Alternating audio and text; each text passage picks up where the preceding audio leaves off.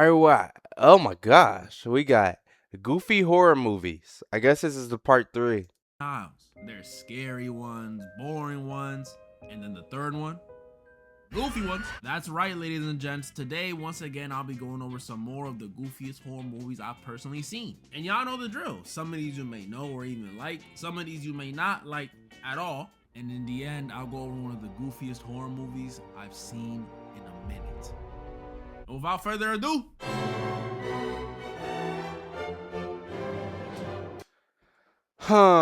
Let's see, goofiest horror movies. Honestly, the first Megan was pretty, like, that was kind of goofy to me. What else? Um, I don't even know, low key. alright, so before I even start, let me tell y'all, this movie is good. It's just surprising. Like, you'll watch the first few minutes of it thinking it's seriously a regular horror movie, but then it evolves into something else. So in Ready or Not, we follow this couple who are getting married, Grace and Alex. And this girl, Grace, might be the luckiest woman in the world. Because let me tell you, this dude, Alex's family is loaded. They are wealthy, stupid wealth, bidets and golden toilet paper type of wealth. The Leto Masses, a family that got their fortune off selling board games. And even though watching this, it may seem like the come up of a lifetime for Grace. Like, you telling me all I gotta do is get married to you when I'm rich? Where do I sign? Always read the fine print, cause there seems to be a bit more going on with this family. Something weird. And Alex knows it. He calls his family horrible people. Which, I mean, they're billionaires. Grass is green type take. But still, for him to say it, whatever's going on gotta be bad. So bad he even tries convincing Grace to call off their wedding and run away together. And see, if it was me, I would have told him, you must be out of your mind if you think I'm gonna give up this bag because you might have some weird family lore. Your parents are actually cousins, boo-hoo. GG, go next. And Grace was on the same wavelength as me because she tells Alex they're still getting married. And so they do. And although a very sweet one, you know, doing it for the sake of love. Stick it to the man. So what if the family doesn't like y'all together? This was not the right decision. Is this gonna be like a Get Out type of vibe, but with like no black people? Alex might have been right about his family, because after their beautiful wedding, Grace and Alex head back to the room to, you know, celebrate. But before they can even get comfortable, Alex's aunt comes in telling them everyone's waiting for them. Waiting for them? For what? Side note, yo, I don't know who this lady is, but she did a great job at looking like a miserable rich person. Like a great job. I can't explain it. She just looked like she would say a slur, you know what I mean? But like I said, waiting for them? For what? Well, Alex explains to Grace that his family has this tradition. Whenever there's a wedding and a new person is let into the family, they do a game night, picked by the newest member of the family. Since, you know, they got their fortune off games, they all play a game for some sort of initiation type of thing, you know? At least, that's what he told her. I'm not gonna say he was lying, because he wasn't. What he told her was true, but he definitely did leave some stuff out. Because when they get to the room where they decide the game, everyone is tense for some reason. What's going on, y'all? Did Auntie actually say a slur? What's up? And when they sit down and give Grace this box to decide the game, they get even more tense. Especially Alex and his brother. Look at their faces. But this tension reaches an all-time high when the game Grace gets is revealed to be hide and seek. And watchers, I thought they was just upset because they ain't get monopoly. That's already not sounding too good. Hide and seek with all them weapons? Nah, bro, I'm good. I'm good off that. Or something. But no. Well, yes. But no. It's much darker than that. Because after Alex's dad tells Grace that she'll be the hider and the rest of the family will be the seekers and escorts her out the room, we find out that this hide and seek they play ain't about hiding under the bed or behind some curtains. Nah, this hide and seek is really a hunting game. A manhunt, with the prey being Grace. Yup. See, I'm already It all has knowing. to do with a deal the family made ages ago. A deal with the devil for their fortune. Only catch was in exchange for their fortune, when someone gets married into the family, they have to play a game the night of the marriage. Could be any game though. Could be chess, Jenga, Hungry Hippos, whatever. All of those games are safe, with the exception of one, hide and seek. A game where the family, instead of finding the newest member, they have to kill them. Which, I can't even begin to explain how messed up that is. Like, come on, man. Hide and seek? That's one of the best ones. Why couldn't it be a boring one like Chutes and Ladders? Nobody plays that no more. And if the family fails to win the game, they believe by sunrise, they'll all die. Now, I know what you may be thinking. Well, this stuff sounds intense. How could this be considered a goofy movie? Well, I'll tell you. It's because all that stuff I just said is within the first 10 minutes before we really even see anything. But once the game starts, bro, This family is full of a bunch of idiots. Like, the movie straight up turns into damn near a comedy movie. We got Alex's sister running around accidentally killing maids and doing bumps mid-hunt. His aunt from earlier on go mode with a battle axe like she's a freaking Thor from Infinity War. And we even got some dude watching YouTube tutorials on how to use a crossbow mid-hunt. Which honestly, super real, but Is this their first time? Man, goofy. this junk is ridiculous. That was only the start of it too. At some point we see Grace go at it with the family butler, who's just a character of his own. I mean, he's British. And the fight ends with her smashing a teapot on his face. Then you got another scene where Grace is looking to get help from the remaining maid, and she's like, oh, thank goodness, could you please? She's over here. And then my favorite one, after this girl accidentally dies and Grace leaves, we see her end up outside of the family's property, where again, she's looking for help. And at the perfect time, a car rolls up on her, and again, she's like, oh, thank goodness, could you please?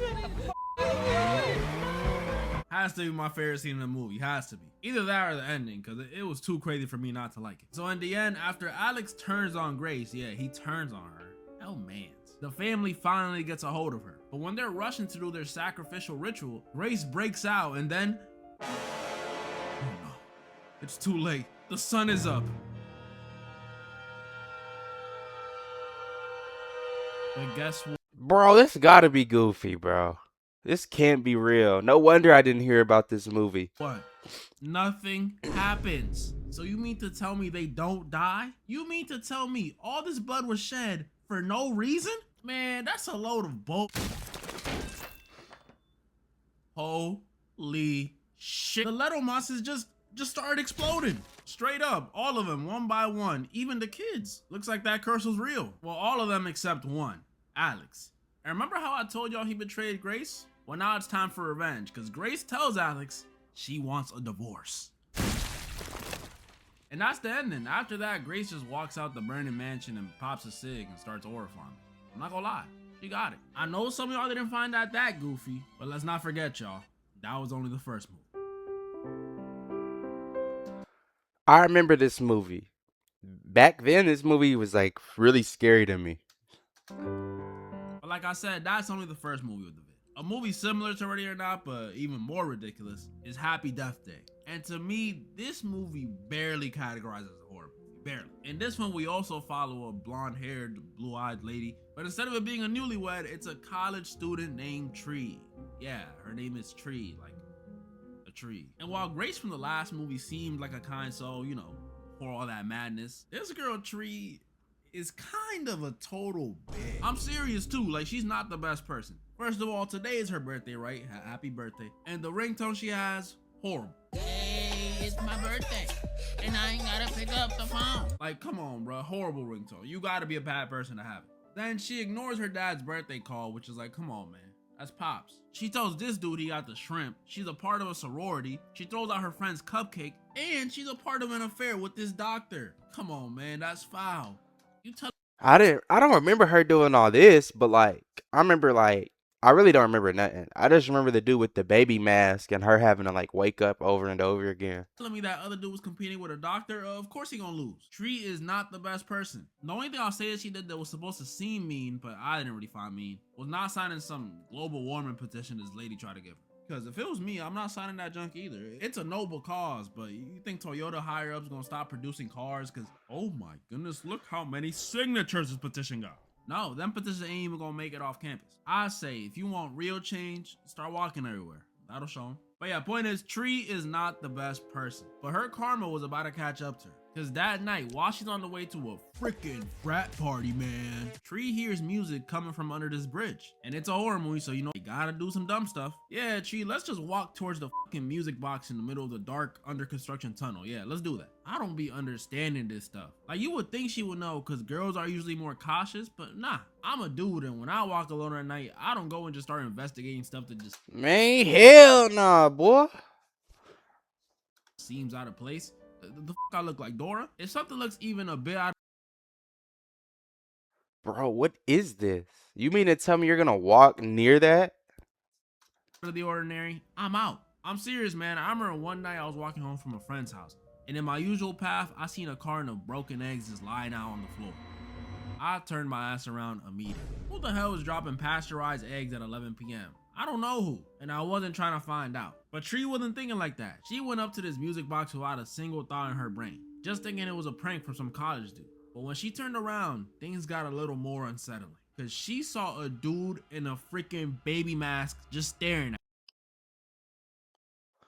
I'm trying to see, like, what would you do? Okay, if you go into a tunnel, you turn around and you see this dude.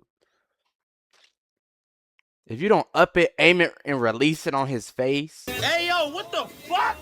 Like, honestly, back then he was scary, but now? I don't know.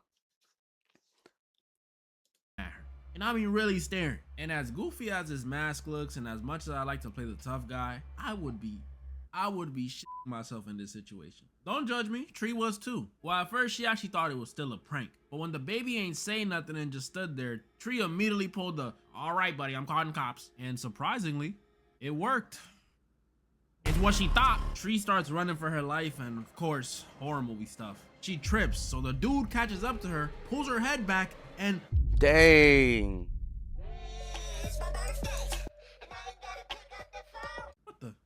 what's going on? Oh, it was all a dream, is what I thought at first. But when Tree starts seeing all the same stuff from the dream, I started to get a little suspicious. Dude's friend coming in asking if he cracked just like the dream. Same global warming petition lady coming up to her just like the dream. Even the dude she said got the shrimp approaches her again, just like the dream. What is going on? Even Tree was confused. And this is how you know Tree is not a good person, because dream or not, she does not eat her roommate's cupcake again. But yeah, this is like the biggest case of deja vu ever. What's going on? Well, after stumbling upon that same tunnel from the dream, and this time going the opposite way, oh my goodness, yes, I was so happy to see this. Like, yes, Oak Tree, learn, use your brain. She arrived at the house she was supposed to head to the first time, and sees the baby from the dream. But don't worry, it was just a regular dude in a mask, because this is a surprise party for her. So everyone starts partying, and you know that look guys and girls give each other when something is about to go down? No, I'm seriously asking. Do y'all know the look? Cause I don't. Well, it looks like that's what was happening between Tree and this dude, because they end up in his room. But while this dude, Uh-oh. She should have already seen the mask and been like, I feel like a normal person would be like, okay, maybe that's a sign from God not to mess with this person, because, like, the person with that mask harmed me in a dream or whatever, but. dude is dancing to seduce Tree. Tree gets a text and responds to it. And in the background, while she's responding, we see the killer from the dream come out the closet and kill this dude while he's dancing. And since the music was so loud, Tree didn't notice. So when she turns around, she thinks it's just this dude being weird wearing a baby mask again. That is, until she sees his body on the ground. Uh-oh. Tree tries running to the door, but the killer grabs her, then grabs a bong, and then Tree wakes up in the dorm again. And this is when we realize that first night wasn't a dream. Tree is trapped in a time loop. Yup, every time she dies, she'll wake up in the same room with the same ringtone, same outfit, same people interacting with her, same. I'm trying to remember, how did she beat this? Because I don't think she did. I think the movie just ended with her, like, officially, like, gone. Everything. And I'm not gonna lie to y'all, for a silly movie, this concept is terrifying. Especially the way I'm thinking about it. It scares me. Continuously dying over and over again is bad enough, but imagine you like me and you get comfortable with this whole loop thing. That's the worst thing that can happen. Cause I know myself, I'll just start trying stuff. I'll start using it as a checkpoint, that way I could do random bold stuff, cause you know, nobody gonna remember. But then the one day I wanna try something really crazy, the loop stops and I can't reset no more, and I'm in the middle of a Walmart naked. Yes, bro. Like, this movie is crazy because, like, you may die, then keep coming back. And the moment you do something out of the ordinary, the loop stops and everybody remembers. Like, that would be criticizing. That junk will be scary. I told y'all, this movie is just like Ready or Not. It tackles it in a unique way. Because after Tree discovers she's in a loop and the only way to get out is by killing the killer, we get a compilation of her doing process of elimination bars by repeatedly dying. We see her get drowned, stabbed, hit by a bus. She dyes her hair for some reason, hit by a bat, walks around naked for some reason. I told y'all it was a good idea. Self-delete. We even see her get blown up, all while Demi Lovato is playing in the back for some reason. I don't know why. And after all this deducing, she does eventually figure out who the killer is. So she resets her day one more time and makes sure she does everything perfect. She fixes her relationship with her dad, tells this dude he don't got the shrimp. She even signs that global warming petition. She was ready to face the killer and kill him. And See, people do change for the better. she does. She confronts him at the hospital, and it turned out to be a serial killer who was staying there, which to me and probably a lot of y'all was kind of lame. You telling me it was just some random chop dude who just likes killing women? That's lame. What I'm trying to figure out is like, how does she get stuck in a loop though? Like, there's a deeper meaning than him just being a serial killer. Like, did he have some type of magic or what? Isn't it supposed to be usually somebody you know? That's lame. But I assure you, it was not over. Because after that perfect execution and the cycle was seemingly over, Tree decides to end the day and celebrate her birthday by finally indulging in that cupcake her roommate made her. You know, might as well, we won, right? But then... Is it poisonous?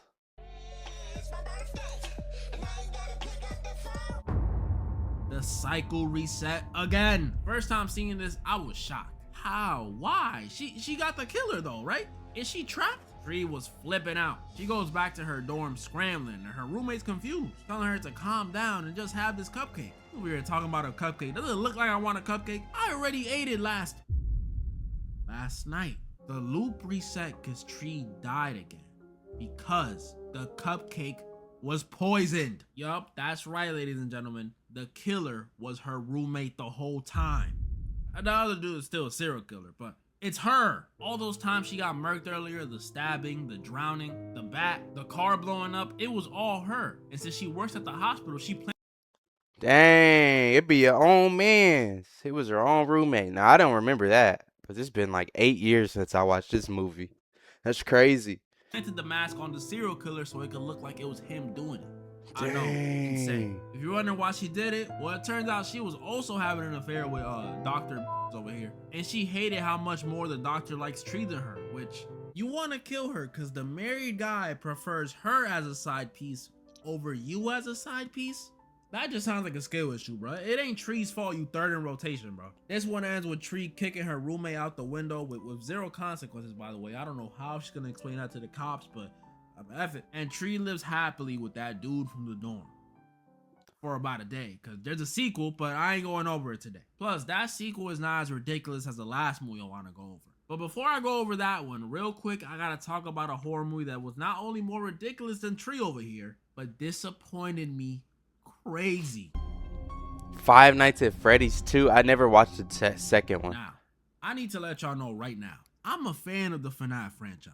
Truly. I mean, I used to watch the creepypasta vids when FNAF 1 came out, had the Living Tombstone songs in rotation. I'm not gonna act like I've read the books, because y'all know I did it. But I just did what most of the community does and just watched a 2-hour video on it. Point is, I'm a fan. But man, this last movie, I'm not gonna say it was bad, but definitely wasn't good. Definitely not better than the first one. Like, when I watched the first one, I was like, alright, this is cool. Animatronics look great. Story's a little goofy. But I mean, hey, it got a Springtrap, and at least it's a fun watch. The second one, though, it was not fun. I'm sick of this it's for the fan stuff. I'm a fan, and I want a good movie. Just because I like the franchise doesn't mean you could just give me bare minimum and throw some fan service on there and expect me to be satisfied. That's not love. Like, could you imagine your mom only fed you and bathed you growing up? No hugs, no kisses, no handholds, nothing. Not even a side hug. That's what this movie feels like. Like, do you really love us, Scott? Do you love me? And the most ridiculous part about this movie to me, like, it's extremely ridiculous. I could not stop thinking about it the whole movie because it happened so early on.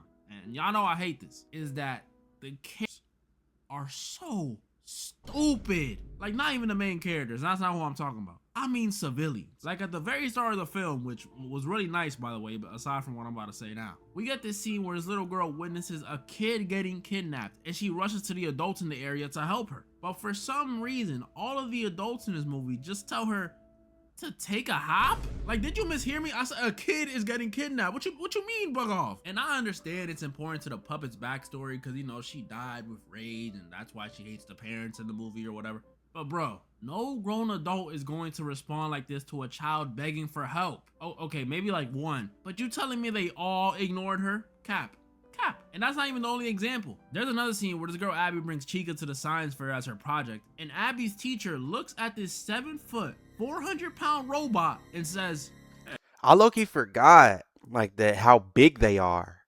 Cause like when it comes to the toy animatronics, like they're way smaller than the original ones. But I low-key forget, like they are still gigantic. That's crazy.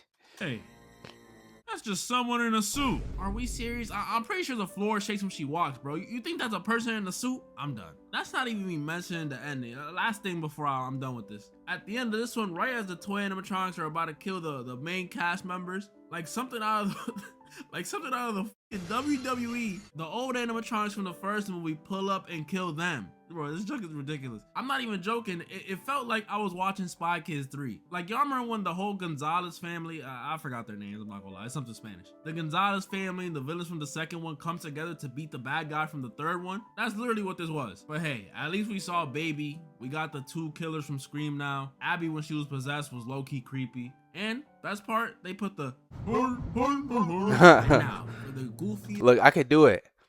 Horn. I can't. This movie of the video. Slaughterhouse?